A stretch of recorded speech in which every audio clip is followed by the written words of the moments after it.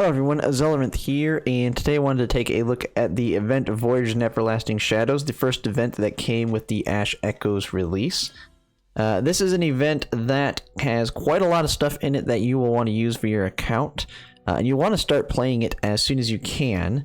And one of the main reasons is if you look at the quest here that gives you the currency, the 200. Now I've already done it for today, but every time you do anything within this event that gives you some form of progress, you can get 200 of these tickets that just from doing it daily, just doing something in it daily, even if you're not actually getting a quest done. And one of the big reasons you're going to want to do that is because the souvenir shop and what you can get in it. Now I've already bought out like the main big things here, but we can still look at them here. So the main thing you'll want to first go after is there is an SSR light cone, and then you can get all of the dupes for that light cone. But that one's going to cost quite a few of the tickets just right off the bat.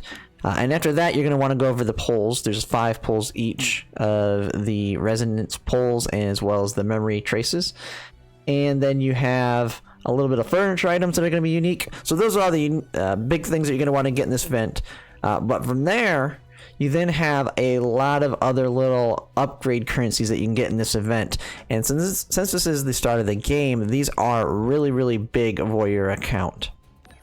Now, when you actually go ahead and look at a lot of these quests, there's a multitude of things that you can get with them. So the main one is just going to be actually doing the whole story. So you're going to get a bunch of 100 tickets as you progress it. You get quite a bit doing this. So this will kind of get you the start of your SSR. And from what I found, it gets you your SSR, maybe a couple copies of it doing this. And so you'll want to knock those out. And then you have, once you finish all the stories, which all of them are unlocked now. This was something that was slowly unlocking through time. At this point in time, at the recording of this video, everything is unlocked, so you can do everything within the story. The next big thing where you can get a lot of the tickets is this boss challenge. And this is a challenge that gets progressively harder as you beat it. So we actually go into it. We can take a look at the boss fight itself. Now, when we go and take a look at the boss, where you can get a majority of the tickets in this game, one of the things you'll notice is the difficulty gets progressively harder over time. At the time of this recording, this is not available to go any higher than 200%. The next difficulty level, which is going to be 250%, will unlock on 11/17. And so that will be available tomorrow. And so I plan to do a guide on how to beat the hardest difficulty on this boss once it's unlocked. I think it'll be a couple more days, because I believe 300% is the most difficult.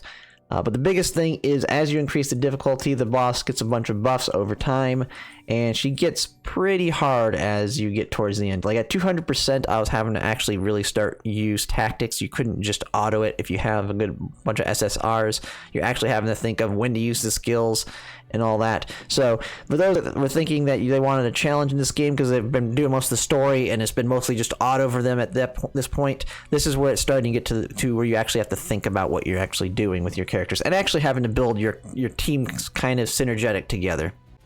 And the big thing with the boss here is going to be the scores that you're acquiring through beating the mission, as well as completing a couple tasks with them that gives you kind of bonuses there. And you're going to want to get as high of scores as these as you can, because one of the quests that you have, when you look at it here, is getting certain milestones on points received, and this is where you get a ton of tickets. So there's 200 for each one of these milestones you're beating, as well as the difficulties. So like right now, the stuff I have not accomplished in it towards the top here, so I haven't gotten to 10,000, 12,000, 14,000, or 16,000. Now those will be a lot easier for me to acquire once the harder difficulties come out, so I'm not too concerned with getting the extra points, because I'm beating her fairly easily at this current point. It's just that I have to actually think about it. But once I get to the 300%, this is going to be probably the hardest challenge of the group. But as you can see, just looking at the shop, looking at the quest, I have 800 more tickets that I can get. If I actually go to the shop now, you can see all the stuff that I have left. So I've bought pretty much all the big things, as well as some of the currencies, because I'm trying to finish this, the Phase 6 quests here.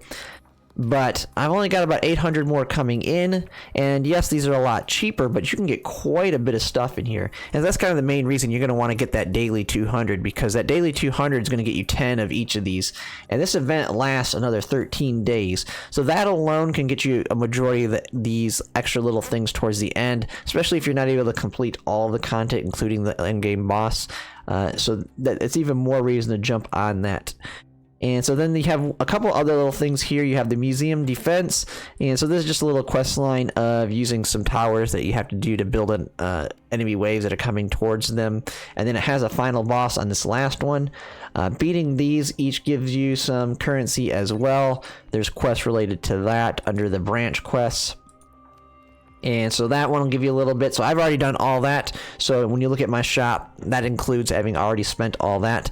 And then the last one here is going to be stress test, and so these are slowly unlocking over time. So like I haven't completed these all yet, but these ones you can get pulls on, so you're going to eventually want to complete them. But one thing you'll notice in here, it is wanting you to start having higher level units at this point. So this is one in A24. I think a majority of people at this point going through the Nexus are getting to around the A22 to 24 range, and so this is just about right on where you should be. I don't know what the difficulty is going to be on these next ones, but I'm expecting it to maybe ramp up a little bit.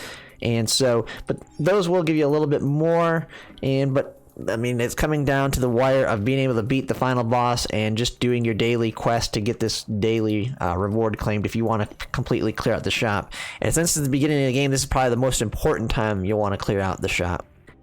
And when we take a look at one of the main reasons why is when I actually leave the event here, I'm on the final remaining quests needing to get that free random out of the phase quest. So when you look at the phase quests, I am on phase 6, and when you complete phase 6 quests, you do get that random selector. And when you actually look at what some of these are, this is like the first time where it's kind of slowed me down dramatically on being able to finish off the last few. So we have the big one right here, which is you need to get to level 26 to get this one complete. But when I look at some of these others, they start to get pretty pricey in the materials needed. So you have Extend 4 Echomancers to S4. Right now I'm at 3 at 4. When I have the one that I'm looking at getting to S4, no, right now, Caroline, when I go to her Ascension, so these ones I need 7 out of 8, but when you go to it, I mean, you can look at how much it's costing on action points. So that costs 40 just to get some of that, and you only get like 2 or 3 per attempt. So these ones are pretty expensive here. This one's 25, but you're only getting a couple per attempt on that one. And so this one's 2 or 3. And these are all things that you can buy in that shop. And so you can kind of view that shop as a way to really min-max your getting these completed. Because it gets pretty expensive, especially these last 2 right here. Upgrade all non-seed skills to level 6 for 3 Echomancers. And so that is these skills. That is right here. So you got to level both of these up to 6, and when you look at the 6th one, this one's really expensive on the materials here. So this one's 150, and that costs 40 a time. This one you need 6, and this one's 40 a time, and then you only get 2 from this, so you have to do that 3 times. So just trying to level it up one of them to 6 can take almost half a day's worth of your action points.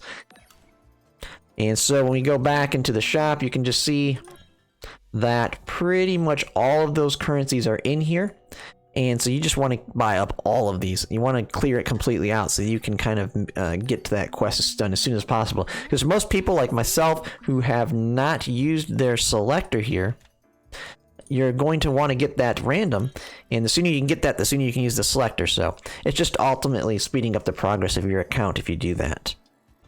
But yeah, that pretty much covers most of what this event has to offer. It's a pretty cool event. The boss fight's pretty fun. The tower defenses are really fun. So it's just actually getting you into content where you actually need to think about how to utilize your characters and who you've pulled.